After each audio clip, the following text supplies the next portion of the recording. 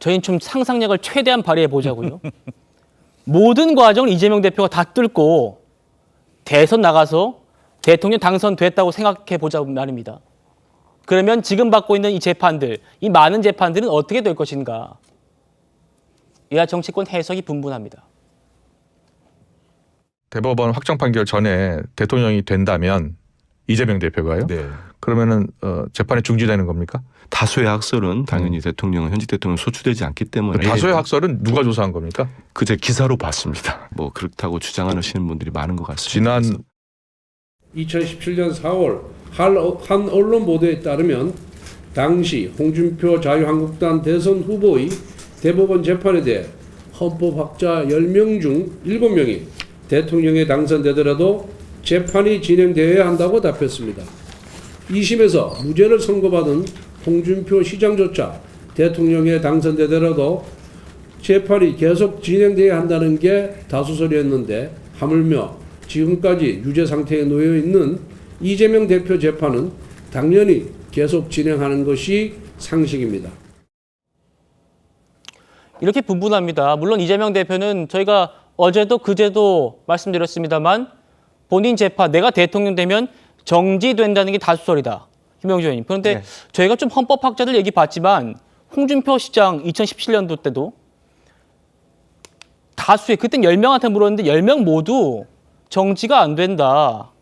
그리고 만약 대법에서 유죄가 나오면 대통령직 박탈된다. 이렇게 얘기를 했었거든요. 어떻게 보십니까? 그렇습니다. 그러니까 실질적으로 보면 뭐 정지되냐 안 되냐 하는 것은 의견이 좀 분분한 바가 있습니다. 그러나 그 중에서 그때 당시에 다수는 말하자면 계속된다였고요.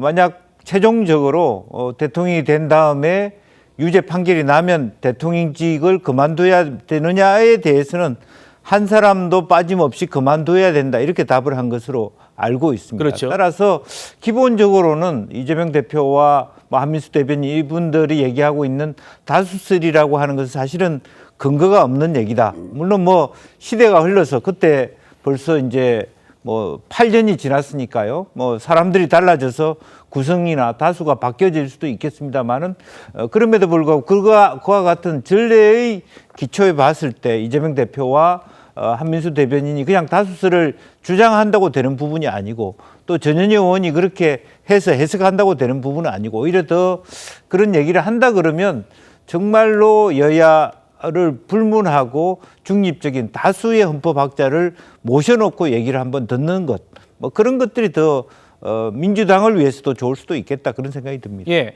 말씀하신 그 부분요. 전현희 최고위원이 오늘 이재명 대표 결심을 앞두고 최고위원회의에서 PPT 화면을 꺼내 들어서 이렇게 설명을 했습니다. 만나보시죠.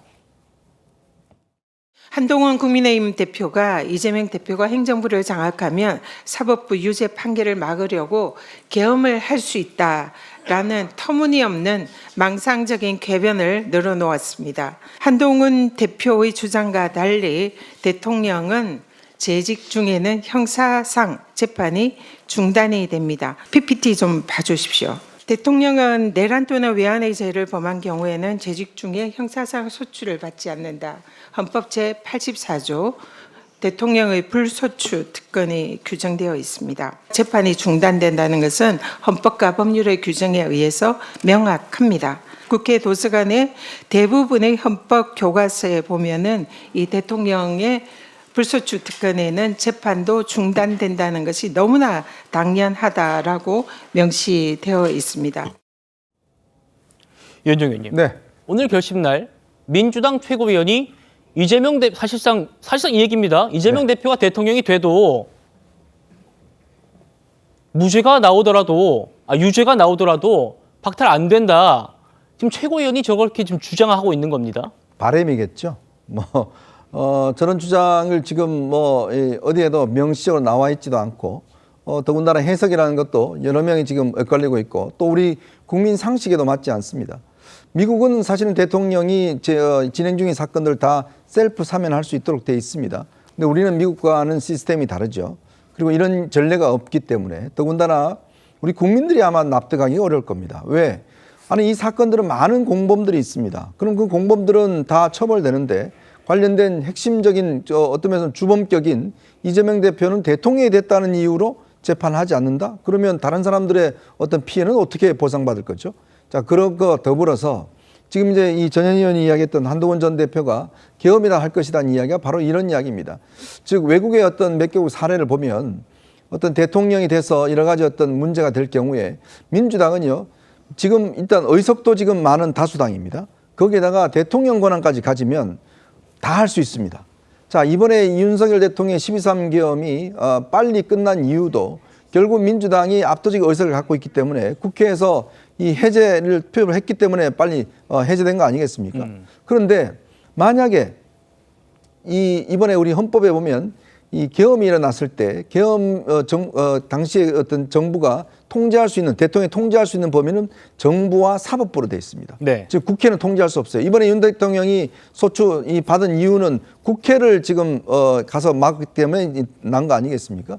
그렇다면 이재명 대표가 예를 들어서 관련된 법안을 고칠 수 있습니다. 뭐냐면 선거법에 허위사실 공표 혐의 그 자체를 아예 없애버릴 수 있어요. 지금 벌써 이 법안들이 올라와 있지 않습니까? 그럼 거부권 행사 안 하고 하면 그 자체에 대한 죄가 없어집니다. 자, 그 다음에 외국에서 일부 헝가리나 이런 데서 쓴 수법입니다만은 대법관들을 왕창 늘려버려요. 거기서 또 대통령 임명할 수 있는 사람들을 많이 늘려버립니다. 자, 그런 방법이 있을 수 있고 또 하나는 비상계엄을 통해서 사법부를 장악할 수가 있는 거죠. 자, 그런 방법들이 충분히 가능하다는 것인데 자, 이번에 윤석열 대통령 계엄하리라고 우리가 예상을 못했지 않습니까? 근데 이재명 대표가 정말 자기 집권의 가장 중요한 문제, 이 사법적인 문제를 해결하기 위해서는 지금의 이 압도적 의석과 대통령 권한을 이용해서 뭔들 못하겠습니까? 바로 그런 의문을 제기하고 있는 거죠. 국민의힘 권성동 원내대표는 이재명 대표가 아예 법을 삭제하려는 전략, 이것도 지연 전략의 하나로 준비 중이다. 이러면서 이렇게 평가했습니다. 들어보시죠. 이런 중상모략, 흑색 선전, 허위사실 유포에 대해서 위헌 심판 제청을 하면서 그 부분을 삭제하려고 노력하는 이재명 대표의 태도는 정말로 가증스럽다고 생각합니다. 그 허위사실 공표로 의원직을 박탈당한 사람들이 이미 수백 명이 있습니다. 그 사람들은 그러면 어떻게 되겠습니까?